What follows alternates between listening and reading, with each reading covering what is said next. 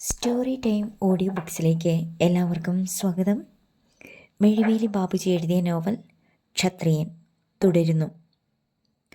പ്രമാണി, എന്താ പെണ്ണെ? അവൻ കൈക്കുമ്പിളിൽ ആ മുഖം കോരിയെടുത്തു. ആൾക്കാരതും ഇതുമൊക്കെ പറയുന്നു. എന്ത്? അവൻ നെറ്റി ചൊളിച്ചു. പ്രമാണി ചട്ടമ്പിത്തരവുമായിട്ട് വീണ്ടും ഇറങ്ങിയെന്ന്. വാക്കുകളിലെ സങ്കടം അവൻ തിരിച്ചറിഞ്ഞു. നിനക്കെന്നെ അറിയത്തില്ലേ പെണ്ണെ? മറ്റാരേക്കാളും. പ്രിൻസ് അവളുടെ നെറ്റിയിൽ ചുണ്ടമർത്തി. പിന്നെ കണ്ണുകൾക്ക് മുകളിൽ. അവളുടെ കണ്ണുകൾ കൂമ്പിയടഞ്ഞു. ഒരു മന്ത്രണം പോലെ അവൻ്റെ ശബ്ദം അവളുടെ കാതുകളിൽ പതിഞ്ഞു. അന്യായമല്ലാത്ത ഒരു കാര്യത്തിനും ഞാൻ ഇറങ്ങി പുറപ്പെടും എന്ന് നിനക്ക് തോന്നുന്നുണ്ടോ? സത്യത്തിനും നീതിക്കും നിരക്കാത്ത ചിലതിനെതിരെ ഞാൻ പ്രതികരിച്ചു.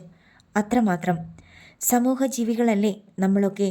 നമ്മുടെ അയൽക്കാർക്ക് ഒരു പ്രശ്നം ഉണ്ടായാൽ ആശ്വസിപ്പിക്കാനും പ്രതികരിക്കാനും നമ്മളല്ലേ മുന്നിട്ടിറങ്ങേണ്ടത്? അവൾ എല്ലാം കേട്ട് സമ്മതിച്ചു. സമയം കടന്നുപോയി. ഞാൻ പോട്ടെ. എന്താ ഇത്ര ധൃതി? അയ്യട മോനെ, കെട്ടുകഴിയട്ടെ. ഞാൻ എപ്പോഴും കൂടെ നിൽക്കാം. അവൾ അവൻ്റെ കൈകളിൽ നിന്ന് മോചിതയായി. അമ്മച്ചിയും ശ്വേതയും വരുന്നതിന് മുമ്പേ ഞാൻ അങ്ങ് പോകുക. അപ്പോൾ പെണ്ണിന് പേടിയുണ്ട്. അവൻ ചിരിച്ചു. അവൾ യാത്ര പറഞ്ഞിറങ്ങി. ഗേറ്റ് കടന്ന് അല്പം നടന്നു കഴിഞ്ഞപ്പോൾ റോഡ് സൈഡിൽ ഒരു അംബാസഡർ കാർ കിടക്കുന്നത് കണ്ടു. അതിൻ്റെ ഗ്ലാസുകൾ ഉയർത്തി വച്ചിരുന്നു. രേണുക അത് ശ്രദ്ധിക്കാതെ കടന്നുപോയി. പക്ഷേ അതിൻ്റെ പിൻസീറ്റിലിരുന്ന ജന്നു തങ്കച്ചിയും ടോണിയും അവളെ മാത്രമാണ് ശ്രദ്ധിച്ചത്. പ്രിൻസിൻ്റെ കാമുകി. അച്ഛൻ ജയിലിൽ നിന്ന് മടങ്ങി വന്നാലുടൻ കല്യാണം. ടോണി പിറുപിറുത്തു. ജന്നു തങ്കച്ചിയുടെ കണ്ണുകൾ ചുവന്നു കലങ്ങി. മുഖത്ത് രക്തം ഇരച്ചു കയറി. ഇല്ല ടോണി, അങ്ങനെയൊരു വിവാഹം നടക്കില്ല. നടക്കണമെങ്കിൽ ഇവള് ജീവിച്ചിരിക്കണ്ടേ? ഇവള് ചത്താൽ പ്രിൻസിന് എന്താവും അവസ്ഥ? അതോടെ അവൻ തകരും. ടോണിക്ക് ഉറപ്പായിരുന്നു. എങ്കിൽ കോടതി വിധി പറയും പോലെ ജന്നു തങ്കച്ചിയുടെ ശബ്ദമുയർന്നു.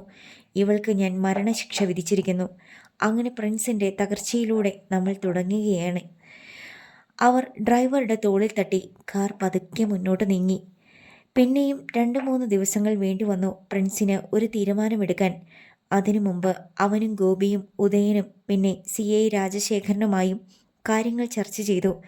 ഭദ്രൻ തങ്ങളോട് പറഞ്ഞ കാര്യങ്ങൾ പ്രിൻസ് CIയോട് തുറന്നു പറയുകയും ചെയ്തു. CIയുടെ കണ്ണുകളിൽ ഒരു തിളക്കമുണ്ടായി. പ്രിൻസേ, ഈ അറിഞ്ഞത് സത്യമാണെങ്കിൽ ഇറപ്പുഴ സലീം ഏത് കൊമ്പത്ത് പിടിച്ചാലും അവനെ ഞാൻ ജയിലിലാക്കും. നിനക്ക് വിശ്വസിക്കാം. പക്ഷേ അന്വേഷണം തുടങ്ങണമെങ്കിൽ എനിക്ക് റിട്ടേൺ പരാതി കിട്ടണം, കർണൻ്റെ മാതാപിതാക്കളുടെ. പക്ഷേ സർ, മകൻ മരിച്ചെന്ന് ഞാൻ അവരോട് പറയുന്നത് എങ്ങനെയാ? മരിച്ചെന്ന് പറയണ്ട, എന്തെങ്കിലും ബുദ്ധി പ്രയോഗിച്ച് പരാതി ഒപ്പിടുവിച്ചാൽ മതി. പ്രിൻസ് ചിന്തിച്ചു. അതിനൊരാശയം ഒത്തുകിട്ടുകയും ചെയ്തു. പ്രിൻസും ഉദയനും കൂടിയാണ് കർണൻ്റെ വീട്ടിൽ ചെന്നത്. അവിടെ ശംഖുവും നാണിയും ഉണ്ടായിരുന്നു. സീത സ്കൂളിൽ പോയിരിക്കുകയാണ്. എൻ്റെ മോനെ ഒന്ന് കാണാനെങ്കിലും കഴിയുമോ പ്രമാണി? നെഞ്ചു തകർന്നാണ് നാണി തിരക്കിയത്. കഴിയുമെന്ന് തന്നെ ഞങ്ങൾ കരുതുന്നു. പക്ഷേ നമ്മളിങ്ങനെ അടങ്ങിയിരുന്നിട്ട് കാര്യമില്ല. ചോദ്യഭാവത്തിൽ ശംഖുവും നാണിയും അവനെ നോക്കി. ഉദയനാണ് തുടർന്ന് സംസാരിച്ചത്. നമുക്ക് പോലീസിൽ ഒരു പരാതി കൊടുക്കണം. അതിന് ഞങ്ങൾക്ക് എന്തെഴുതണമെന്നറിയില്ലല്ലോ. ഒക്കെ ഞങ്ങൾ എഴുതി കൊണ്ടുവന്നിട്ടുണ്ട്. നിങ്ങൾ 2 പേരും ഒപ്പിട്ട് തന്നാൽ മാത്രം മതി. പ്രിൻസ് ഒരു കവറെടുത്ത് എഴുതി തയ്യാറാക്കിയ പരാതി പുറത്തെടുത്തു. അത് വായിക്കാനുള്ള അവസരം കൊടുക്കാതെ ഇരുവരെയും കൊണ്ട് ഒപ്പുവയ്പ്പിച്ചു. പിന്നെ എല്ലാം വേഗത്തിലായിരുന്നു. പരാതി സ്വീകരിച്ച CI രാജശേഖരൻ ഇറപ്പുഴയിലെത്തി സലീമിനെയും അനുജന്മാരെയും ചോദ്യം ചെയ്തു. ധിക്കാരത്തോടെയുള്ള മറുപടിയായിരുന്നു അവരുടേത്. എല്ലാം കഴിഞ്ഞു മടങ്ങാൻ നേരം രാജശേഖരൻ ഓർമ്മിപ്പിച്ചു. സലീമേ, ഇനി ഈ പ്രശ്നത്തിൻ്റെ പേരിൽ ഒരിക്കൽ കൂടി എനിക്കിവിടേക്ക് വരേണ്ടി വന്നാൽ ഉറപ്പിച്ചോളൂ, ഇപ്പോൾ തന്നെ അത് നിന്റെ കൈകളിൽ വിലങ്ങിടാൻ തന്നെയായിരിക്കുമെന്ന് സലീം പുച്ഛിച്ചു. അങ്ങനെ വന്നാൽ താനൊരു ആണാണെന്ന് ഞാൻ പറയും. ഓക്കെ. CI പോയി കഴിഞ്ഞപ്പോൾ മുതൽ ഇറപ്പുഴ സലീമിന് പക്ഷേ ഒരസ്വസ്ഥത. എല്ലാം അറിഞ്ഞുകൊണ്ടാണോ രാജശേഖരൻ വന്നത്? കയത്തിൽ നിന്ന് കർണൻ്റെ ശവം പുറത്തു വന്നാൽ എന്താ ഏട്ടാ? ഗോപിനാഥനും അനുജന്മാരും ആ ഭാവം മാറ്റം ശ്രദ്ധിച്ചു. അയാൾ കാര്യം പറഞ്ഞു. അവരിലും ഒരു വിളർച്ചയുണ്ടായി. രാത്രിയിൽ നമുക്ക് ആ ശവം അവിടെ നിന്ന് മാറ്റിച്ചാലോ ഏട്ടാ? തമ്പാൻ തിരക്കി. സലീം അമർത്തിയൊന്ന് മൂളി. പക്ഷേ ഉച്ച കഴിഞ്ഞതേ ഉള്ളൂ. ഏട്ടാ, ഏട്ടാ! സൂര്യൻ ഏട്ടൻ്റെ മുറിയിൽ ഓടിയെത്തി. ഭക്ഷണം കഴിഞ്ഞുള്ള മയക്കത്തിലായിരുന്നു സലീം. എന്താടാ? അയാൾ എഴുന്നേറ്റു.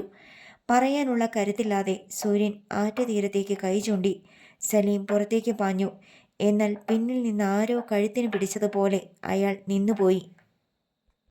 പമ്പയാറിന് ഇരുകരകളിലും ജനപ്രളയം. അവർക്കിടയിൽ കാക്കയുടെ നിറം. ആറ്റിലും വള്ളത്തിൽ പോലീസുകാർ. കയത്തിൽ മുങ്ങിത്തപ്പാനും കുറേ ആളുകൾ.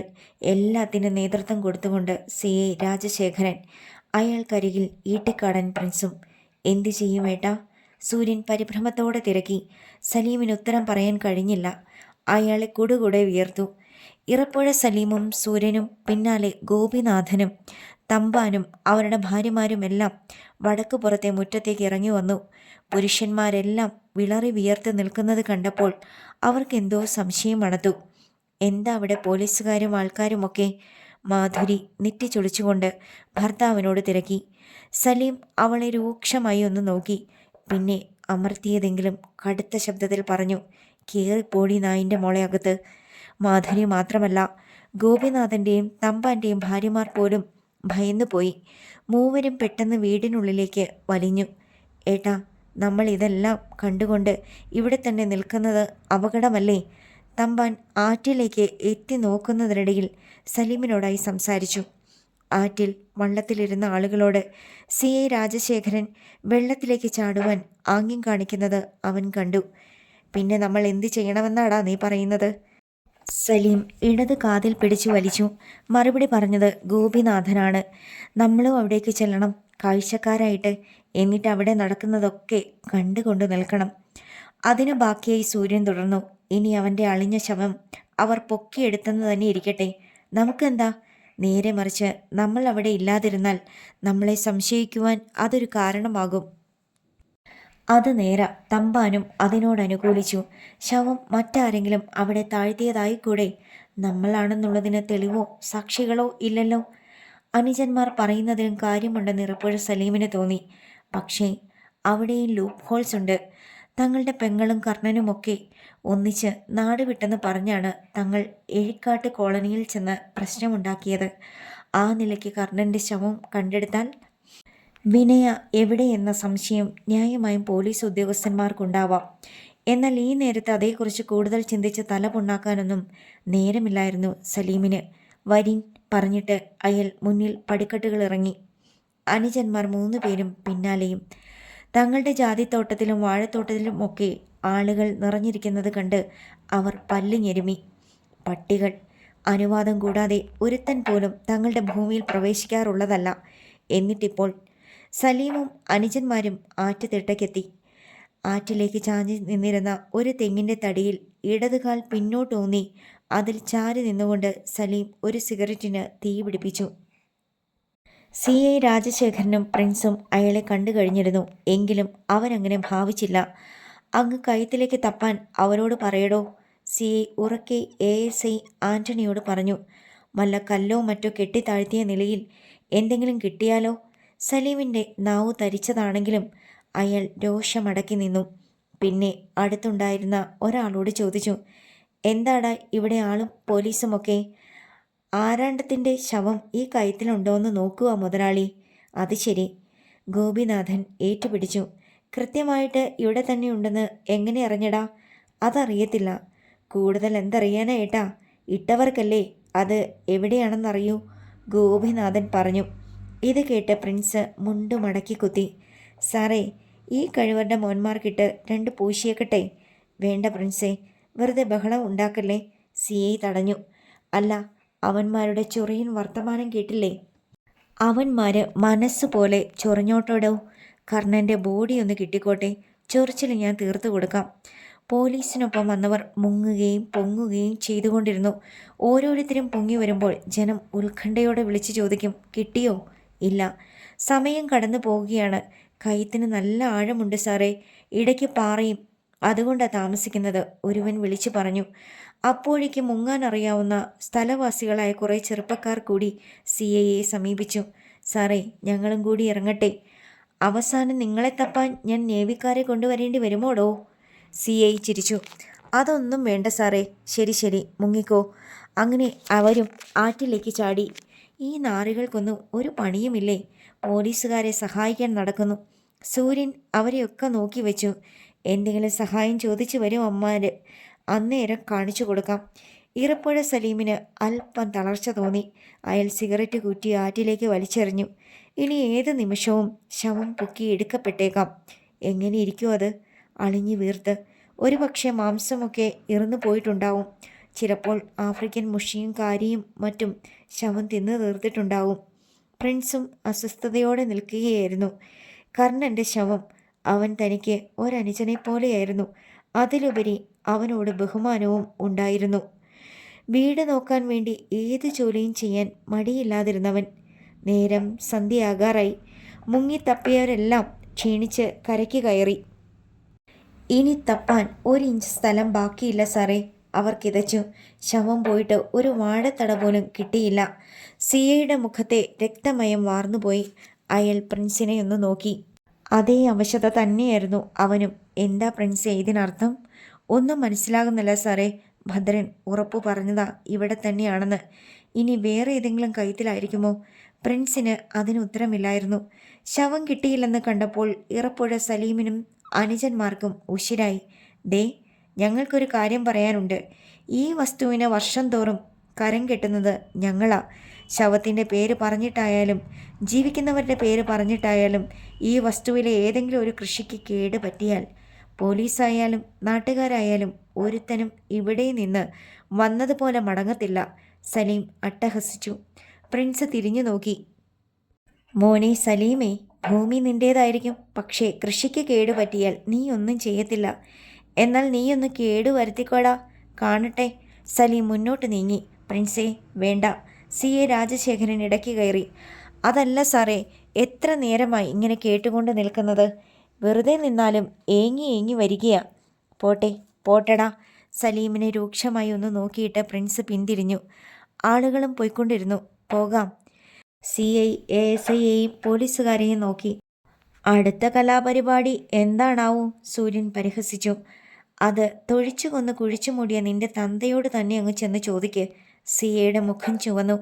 ചെകിട്ടത്ത് ഒരടിയേറ്റതുപോലെ നിന്നുപോയി സൂര്യൻ. എഴിക്കാട് കോളനിയിലെത്തി ഉദയനോടും മറ്റും വിവരം പറഞ്ഞിട്ടാണ് പ്രിൻസ് ഇട്ടിക്കാട്ടേക്ക് പോയത്. വീട്ടിലെത്തിയപ്പോൾ ശ്വേത വന്ന് പറഞ്ഞു, ഒരു സ്ത്രീ 2-3 തവണ ഏട്ടനെ ഫോണിൽ വിളിച്ചു. സ്ത്രീയോ? പ്രിൻസിൻ്റെ കണ്ണുകൾ കുറുകി. പേര് പറഞ്ഞോ? ഇല്ല, പക്ഷെ പ്രായമുള്ളവരാണെന്ന് ശബ്ദം കേട്ടപ്പോൾ തോന്നി. വല്ലാത്തൊരു ശബ്ദം. പ്രായമുള്ള സ്ത്രീ. പ്രിൻസിൻ്റെ ഹൃദയത്തിൽ ഒരു തരിപ്പുണ്ടായി. ഇതിനൊരനുബന്ധം എന്ന വണ്ണം ശ്വേത തുടർന്നു. നേരത്തെ ഒരു തവണ ഏട്ടനെ വിളിച്ചിട്ടുണ്ടെന്ന് പറഞ്ഞു. അന്ന് സന്ധ്യയ്ക്ക് വിളിച്ച സ്ത്രീയാണോ ഏട്ടാ? ശബ്ദം കേട്ടപ്പോൾ എനിക്കതാ തോന്നിയത്. ആവോ, ആവശ്യക്കാർ ഇനിയും വിളിക്കുമല്ലോ. അവൻ പെട്ടെന്ന് വിഷയം മാറ്റി. നീ പോയി ഒരു ചായ ഇട്ടോണ്ട് വാ. അമ്മ എന്തേ? കിടക്കുന്നു. ശ്വേത അടുക്കളയിലേക്ക് പോയി. പ്രിൻസ് തൻ്റെ മുറിയിലെത്തി വേഷം മാറി. അന്ന് തന്നെ ഫോണിലൂടെ വിളിക്കുകയും ഭീഷണിപ്പെടുത്തുകയും ചെയ്ത ആ സ്ത്രീ തന്നെയാണ് ഇന്നും തന്നെ വിളിച്ചതെന്നുള്ള കാര്യത്തിൽ അവന് സംശയമേ ഉണ്ടായിരുന്നില്ല. പക്ഷേ ആരാണവർ? എവിടെയാണ് താമസം? ജന്നു തങ്കച്ചി. 3 വട്ടം പ്രിൻസിനെ വിളിച്ചിട്ടും കിട്ടാതെ വന്നപ്പോൾ ഇനി രാത്രിയിൽ വിളിക്കാം എന്ന തീരുമാനത്തിൽ അവർ നകുലൻ്റെ അടുത്തേക്ക് ചെന്നു. മുഷിഞ്ഞ ഷർട്ടിൻ്റെ ബട്ടണുകൾ അഴിച്ചിട്ട് ടീപ്പോയിലേക്ക് കാലുകൾ ഉയർത്തി വെച്ച് ഇടയ്ക്കിടെ താടിയും മുടിയും തടവിക്കൊണ്ട് TV വോളിയം അല്പം പോലും വയ്ക്കാതെ കണ്ടുകൊണ്ടിരിക്കുകയായിരുന്നു അവൻ. ന്യൂസ് ചാനലാണ് അപ്പോൾ അവൻ കണ്ടുകൊണ്ടിരുന്നത്. ശബ്ദം കേൾക്കാതെ ന്യൂസ് കാണുക, ദൃഷ്ടികൾ പോലും ചലിപ്പിക്കാതെയുള്ള അവൻ്റെ ഇരിപ്പ്. അല്പനേരം ജന്നു തങ്കച്ചി അവനെ തന്നെ നോക്കി നിന്നു. ഇവനെ ഇങ്ങനെ വിട്ടാൽ പറ്റത്തില്ല. ഒത്ത ഒരു അഭ്യാസിയാക്കി അങ്കത്തട്ടിൽ ഏറ്റേണ്ടതാണ് തനിക്കിവനെ. അതിന് ഇത്തിരി ബുദ്ധിമുട്ടുകൾ സഹിക്കേണ്ടി വരും. അത് സാധിച്ചെടുത്തേ പറ്റൂ. അവർ ഒരു കസേര വലിച്ച് അവൻ്റെ അടുത്തേക്ക് നീക്കിയിട്ട് അതിലിരുന്നു. നഗലൻ അറിഞ്ഞതായി പോലും തോന്നിയില്ല. ഒന്ന് തിരിഞ്ഞതുപോലുമില്ല. ടീപ്പോയിൽ റിമോട്ട് ഇരിക്കുന്നത് അവർ കണ്ടു. ആൻ്റെ കൂടി ന്യൂസ് കേൾക്കട്ടെ മോനെ, ഇച്ചിരി ശബ്ദം വെക്കേ, അവർ പറഞ്ഞു. അവൻ അനങ്ങിയില്ല. ഇങ്ങനെയാണോ ആൺപിള്ളേര്? അവർ അവൻ്റെ മുടിയിൽ തലോടി. അവൻ ആ കൈ എടുത്തു മാറ്റി. തങ്കച്ചിയുടെ ചുണ്ടിൽ പുഞ്ചിരിയൂറി. അവർ കൈ നീട്ടി റിമോട്ട് എടുത്ത് ടിവിയുടെ വോളിയം കൂട്ടി. പക്ഷേ ഞൊടിയിടയിൽ നകുലൻ ചാടി എണീറ്റു. ഇടീ! ആ ഭാവമാറ്റം കണ്ട് തങ്കച്ചി വിറച്ചുപോയി. കൊല്ലും നിന്നെ ഞാൻ. തങ്കച്ചിക്ക് കസേരയിൽ നിന്ന് എഴുന്നേൽക്കാൻ കഴിഞ്ഞില്ല. അതിനു മുമ്പ് അവൻ ആ കസേരയോടൊപ്പം അവരെയും ചവിട്ടിമറിച്ചു. മോനെ നകുല, ഇത് ആൻറ്റിയാടാ, അവർ നിലവിളിച്ചു. മിണ്ടരുത് നീ, അവൻ കൈ ചൂണ്ടി. മിണ്ടിയാൽ എൻ്റെ ഡാഡിയും ഏട്ടനും നിങ്ങളുടെ മോനും പോയ നരകത്തിലേക്ക് തന്നെ നിന്നെയും ഞാൻ അയക്കും. തറ ചവിട്ടിക്കുലുക്കി അവൻ പുറത്തേക്ക് പോയി. സ്തബ്ധയായി അവിടെ തന്നെ കിടന്നു ജന്നു തങ്കച്ചി. ഫോൺ ശബ്ദിച്ചപ്പോഴേ ശ്വേത പ്രിൻസിനോട് പറഞ്ഞു, അത് ആ സ്ത്രീ തന്നെയായിരിക്കും ഏട്ടാ. കനപ്പിച്ചൊന്ന് മൂളിയിട്ട് അവൻ ചെന്ന് റിസീവർ എടുത്തു. ഹലോ, പ്രമാണിയല്ലേ? തിടുക്കത്തിലാണ് ചോദ്യം. അതെ. സ്ത്രീ ശബ്ദമാണെങ്കിലും അത് താൻ ഉദ്ദേശിച്ച സ്ത്രീയല്ലെന്ന് പ്രിൻസിന് ഉറപ്പായി. എന്നെ രക്ഷിക്കണം പ്രമാണി. നിങ്ങൾ ആരാണ്? ഞാൻ വിനയ. ഏ? പ്രിൻസിൻ്റെ ഉടലാകെ ഒരു തരിപ്പുണ്ടായി. വിനയ എവിടെയാണ്? പക്ഷെ അതിന് മറുപടി കിട്ടിയില്ല. ലൈൻ മുറിഞ്ഞു. വിനയ. ഇനിയും അവൾ വിളിച്ചേക്കും. അവൻ കാത്തിരുന്നു. അവളെ കിട്ടിയാൽ കാര്യങ്ങളെല്ലാം തെളിയും. പക്ഷെ പിന്നീട് അവൾ വിളിച്ചില്ല. ആ നേരത്തെ ഇറപ്പുഴ സലീമും അനുജന്മാരും പമ്പയാറ്റിലെ രാത്രി കുളിയിലായിരുന്നു. കഴുത്തോളം വെള്ളത്തിലുള്ള കുളി. നേരിയ നിലാവെളിച്ചമുണ്ട്. ഒരു കല്ലിന് പുറത്ത് മദ്യക്കുപ്പിയും ഗ്ലാസും. ഓരോരുത്തരും മദ്യമൊഴിക്കും. ആറ്റുവെള്ളം ചേർത്ത് അകത്താക്കും. അതാണ് രീതി. അവസാനം കാലിയായ കുപ്പി തമ്പാൻ ആറ്റിലേക്ക് തന്നെ വലിച്ചെറിഞ്ഞു. 4 പേരും കഴുത്തറ്റം വെള്ളത്തിൽ സാധകം ചെയ്യും പോലെ നിന്നു. എന്നാലും കർണൻ്റെ ശവം എവിടെ പോയെന്നാ എനിക്ക് മനസ്സിലാകാത്തത്. സലീം പിറുപിറുത്തു. കല്ലുകൾ പൊട്ടി അതൊഴുകിപ്പോകാൻ തക്ക മഴ പെയ്തതുമില്ല. ഗോപിനാഥനും പറഞ്ഞു. എന്തുമായിക്കോട്ടെ, ഒരു തലവേദന തീർന്നല്ലോ. സൂര്യൻ ആസ്വദിച്ചു. പെട്ടെന്ന് അവർക്ക് പിന്നിൽ ഓളങ്ങൾ ഇളകി. ഒരു ചുഴി പോലെ. 4 പേരും ഞെട്ടിത്തിരിഞ്ഞു നോക്കി. വെള്ളം നാലുപാടും തെറിപ്പിച്ചുകൊണ്ട് ഒരു മനുഷ്യൻ മുകളിലേക്ക് ഉയർന്നു. നിലാവിൻ്റെ വെളിച്ചത്തിൽ അവർ ആ രൂപം കണ്ടതും അലറിക്കരഞ്ഞുപോയി. കർണൻ, കർണൻ! അയ്യോ, പ്രേതം! ഗോപിനാഥൻ്റെ നിലവിളി ഇടയ്ക്ക് വെച്ച് മുറിഞ്ഞു. ആ ക്ഷണം കർണൻ വീണ്ടും വെള്ളത്തിലേക്ക് താണുപോയി. പെട്ടെന്ന് സൂര്യനും വെള്ളത്തിലേക്ക് താണു.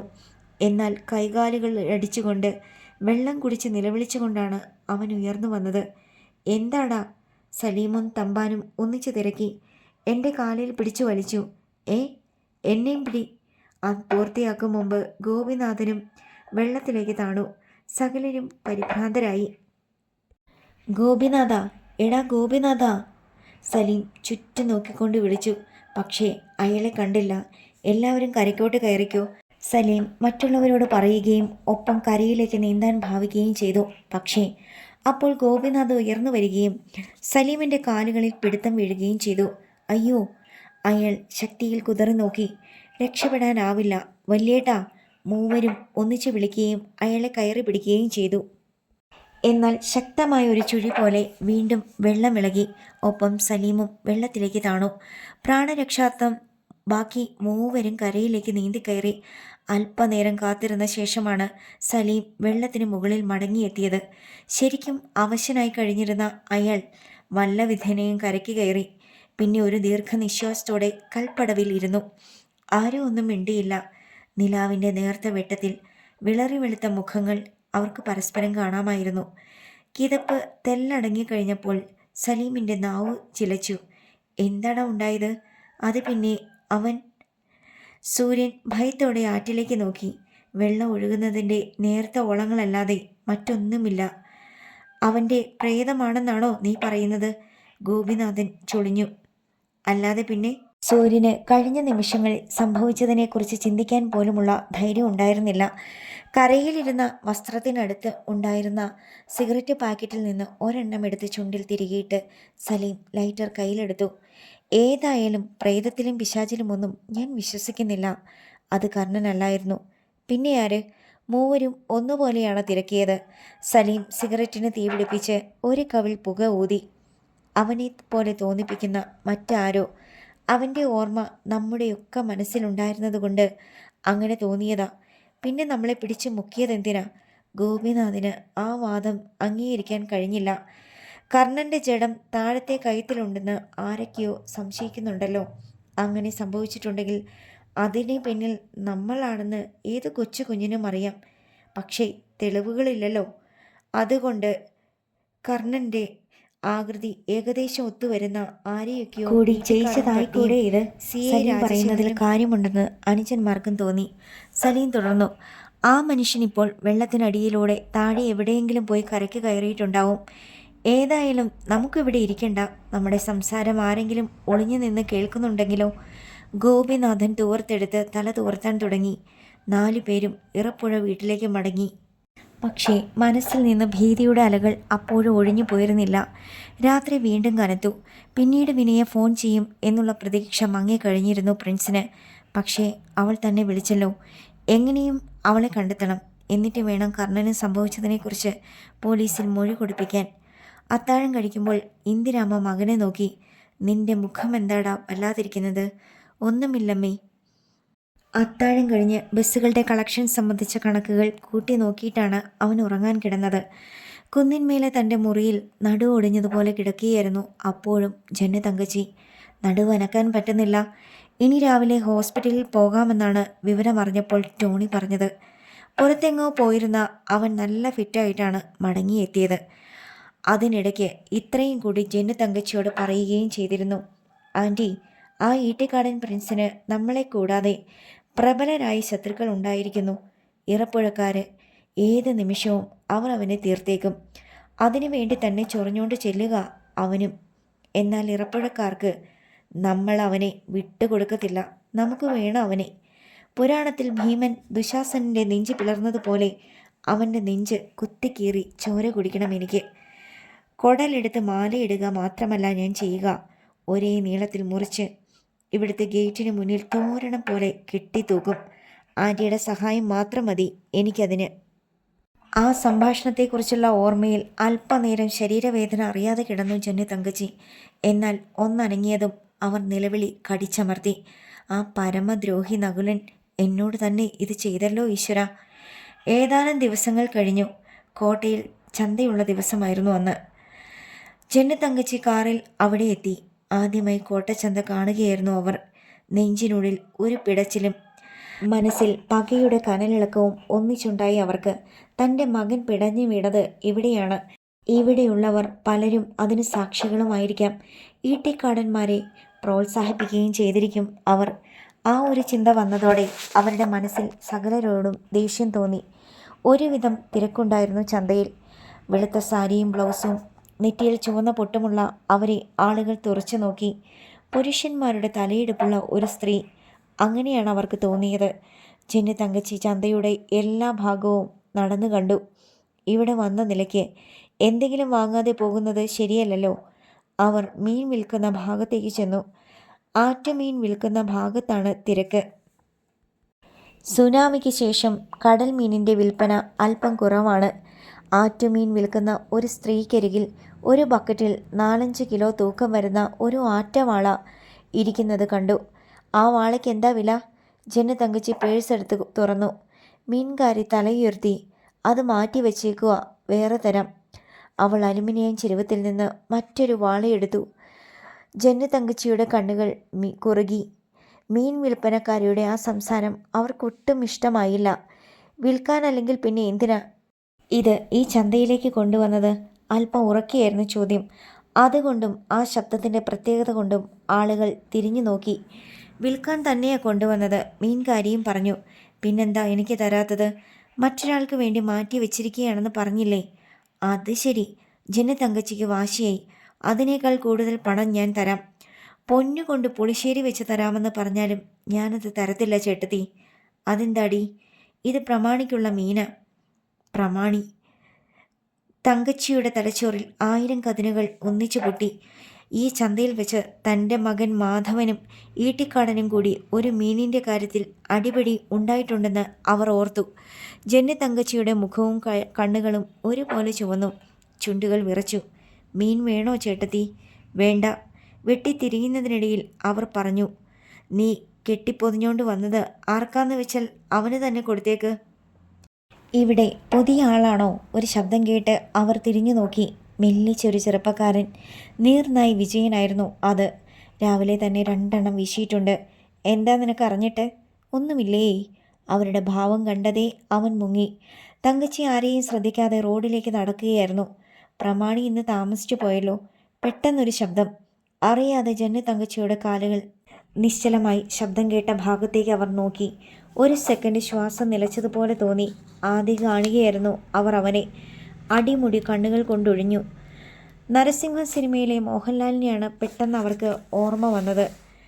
ഇത് അതിനേക്കാൾ അല്പം കൂടി ഗാംഭീര്യമുള്ളതുപോലെ. തൻ്റെ ശത്രു സിരകളിൽ ചോരയോട്ടം കൂടിയത് അവരറിഞ്ഞു. അവൻ്റെ നേരെ കുതിക്കാനും ആ ജുബയിൽ കുത്തിപ്പിടിച്ച് പിരിച്ചു വച്ചിരിക്കുന്ന മീശയുള്ള ആ കവിളിൽ ആഞ്ഞൊന്ന് പൊട്ടിക്കാനും മനസ്സ് വെമ്പി. പക്ഷേ വികാരത്തെ വിവേകം കീഴടക്കി. പാടില്ല. എല്ലാം ഒത്തുവരുമ്പോൾ ഈ ചന്തയിൽ വെച്ച് തന്നെ താൻ അത് ചെയ്യും. മുന്നോട്ട് വരികയായിരുന്നു അവൻ. കൂടെ 2-3 പേർ. ശ്രീദേവി കറി പൗഡറിലെ സുശീലിനും മറ്റുമാണ്. അവൻ്റെ നേരെ ജന്നു തങ്കച്ചിയും ചെന്നു. യാദൃശ്ചികമായി മുഖമുയർത്തിയ പ്രിൻസ് അവരെ കണ്ടു. ഒറ്റ നോട്ടത്തിൽ തന്നെ എന്തോ ഒന്ന് തോന്നി. ഒരിക്കൽ കൂടി സൂക്ഷിച്ചു നോക്കി. അവരും അവനെ നോക്കുകയാണ്. 4 കണ്ണുകൾ കോർത്തു വലിച്ചു. 2 പേരും നിന്നു. പക്ഷേ പരസ്പരം ഒന്നും ചോദിച്ചില്ല. 2-ൽ ഒരാൾ ഒഴിഞ്ഞു പോകണം. കാരണം നേർക്കുനേർ നിൽക്കുകയാണവർ. ജന്നു തങ്കച്ചി പിന്മാറിയില്ല. പ്രിൻസ് തന്നെ മാറിപ്പോയി. തങ്കച്ചി ഒന്നുകൂടി തിരിഞ്ഞു നോക്കി. അപ്പോൾ പ്രിൻസും തിരിഞ്ഞു നോക്കുകയായിരുന്നു. ആരാ അവര്? മീൻകാരുടെ അടുത്തേക്ക് നടക്കുന്നതിനിടയിൽ പ്രിൻസ് സുശീലിനോട് ചോദിച്ചു. അറിയത്തില്ല. പ്രമാണിക്ക് മാറ്റിവെച്ചിരുന്ന മീനിനെ ചൊല്ലി അവർ മീൻകാരിയോട് കയർത്തു. അവൻ ഒന്നമർത്തി മൂളി. മീനും മറ്റും വാങ്ങി പ്രിൻസ് വീട്ടിലെത്തി. കോളനിയിലേക്കൊന്ന് പോകണം. അവൻ ഇറങ്ങാൻ ഭാവിച്ചപ്പോൾ ഫോൺ ശബ്ദിച്ചു. പ്രിൻസ് റിസീവർ എടുത്തു. ഹലോ, പ്രമാണിയല്ലേ? അതെ. അവൻ ആ ശബ്ദം തിരിച്ചറിഞ്ഞു. വിനയെ, ഞാൻ കാത്തിരിക്കുകയായിരുന്നു. നീ എവിടെയാണ്? എന്നെ രക്ഷിക്കണം. അവൾ തിടുക്കത്തിൽ താൻ എവിടെയാണെന്നും മറ്റും പറഞ്ഞു. ഞാൻ ഉടൻ വരാം. പ്രിൻസ് പിടഞ്ഞുണർന്നു. ആവേശത്തോടെ അവൻ പുറത്തേക്ക് പാഞ്ഞു. ക്വാളീസിലേക്ക് ചാടി വീഴുകയായിരുന്നു. വെടിയുണ്ട പോലെ അത് ഗേറ്റിലേക്ക് കുതിക്കുന്നത് വാതിൽക്കിലേക്ക് വന്ന ശ്വേത കണ്ടു. പ്രിൻസ് എഴിക്കാട്ട് ലക്ഷം വീട് കോളനിയിലെത്തി. ആൽത്തറയ്ക്കടുത്ത് തന്നെ ഉണ്ടായിരുന്നു ഗോപിയും ഉദയനും ജെയിംസും. ക്വാളീസ് കണ്ടതേ അവർ ഓടിയെത്തി. എന്താ പ്രമാണി പറപ്പിച്ചു വന്നത്? എന്തേലും വിശേഷം? ഉണ്ട്, വേഗം കയറ്. അവർ ചാടിക്കയറി. പ്രിൻസ് അവിടെ ഇട്ട് വണ്ടി തിരിച്ചു. പിന്നെ നേരെ കിഴക്കോട്ട് പാഞ്ഞു. കുറിച്ചിമുട്ടം വഴി കിടങ്ങന്നൂർക്ക്. അതിനിടയിലാണ് പ്രിൻസ് കാര്യം പറഞ്ഞത്. അതോടെ അവർക്ക് ഉത്സാഹമായി. വിനിയെ കൂട്ടിയിട്ട് വേണം ഇറപ്പുഴക്കാരോട് 4 വർത്തമാനം പറയാൻ. ഉദയൻ കൈകൾ കൂട്ടിത്തിരുമി. പ്രിൻസ് അമർത്തിയൊന്നു മൂളി. ക്വാളിസ് കിടങ്ങന്നൂരും ആലക്കോടും പിന്നിട്ട് ഇടത്തേക്ക് തിരിഞ്ഞു. ഭയങ്കര ദാഹം. ഒരു നാരങ്ങാ വെള്ളം കുടിക്കണം. അവിടെ ചെന്ന് ചിലപ്പോഴൊരു തല്ലുണ്ടാക്കേണ്ടതല്ലേ? ഗോപി പിറുപിറുത്തു. ക്വാളിസ് അപ്പോൾ തൊണ്ടുകാട് ജംഗ്ഷനോട് അടുക്കുകയായിരുന്നു. പ്രിൻസ് ഇടതുവശത്ത് ഒരു കടയ്ക്കരികിൽ ബ്രേക്ക് അമർത്തിയിട്ട് ഒച്ചയുയർത്തി. ഊരടാ നിക്കറ്. അതിന് മറുപടിയായി കടയ്ക്കുള്ളിൽ നിന്ന് ഒരു സ്ത്രീ ശബ്ദം കേട്ടു. എവിടെടാ മറ്റവൻ? ഗോപിയും ഉദയനും ജെയിംസും അമ്പരന്നു. ഇതെന്താ ഈ പറയുന്നത്? ചിരിച്ചുകൊണ്ട് പ്രിൻസ് ഇറങ്ങി. വരണടാ, വെള്ളം കുടിച്ചിട്ട് പോകാം. അല്ല, ഈ പറഞ്ഞത്? ഗോപിക്ക് പിന്നെയും സംശയം. എടാ, ഉണിച്ചിയമ്മയുടെ കടയാ ഇത്. പുള്ളിക്കാരിയെ ഞാൻ വിഷ് ചെയ്യുന്നത് ഇങ്ങനെയാ. അപ്പോഴേക്ക് കടയ്ക്കുള്ളിൽ നിന്ന് തടിച്ച കറുത്ത സ്ത്രീ ഇറങ്ങി വന്നു. 65-ലധികം പ്രായം. ബ്ലൗസും ലുങ്കിയും വേഷം. ലുങ്കി ആണുങ്ങളെപ്പോലെ മടക്കി കുത്തിയിരിക്കുന്നു. എന്താടാ കഴിവരുടെ മോന്മാരെ? ഉണിച്ചിയമ്മ ചിരിച്ചു. നാരങ്ങ വെള്ളം വേണം ഉണിച്ചിയമ്മേ. പ്രിൻസ് മുന്നോട്ട് ചെന്നു. നിന്നെ കണ്ടിട്ട് ഒത്തിരി കാലമായല്ലോടാ കൂവേ.